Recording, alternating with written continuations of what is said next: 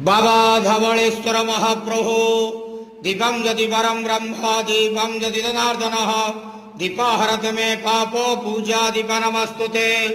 हे बाबा धवलेश्वर महाप्रभु संसार सुखी रखंतु। आज शुभ बुधवार रे समस्त श्रद्धालु भक्त मान को आशीर्वाद करंतु, मनस्कामना पूर्ण करंतु, कर्म क्षेत्र उन्नति करंतु, ग्रहरिष्ट खंडन करंतु, जगतर मंगल करंतु, विश्वर कल्याण करंतु, आपणकर नाम प्रकाश करंतु, सेवकर डाक श्रवण करंतु, समस्त गुआवसा भक्त मानकर मनस्कामना पूर्ण करंतु। बाबा धवलेश्वराय नमो नमः। संसार सुखी रखंतु, आनंद हेबार। हरि बोलो। आज शुभ बुधवार रे समस्त श्रद्धालु भक्त मान को आशीर्वाद करंतु, आनंद हेबार। हरि बोलो। ओम नमः शिवाय। बाबा धवलेश्वराय नमो नमः।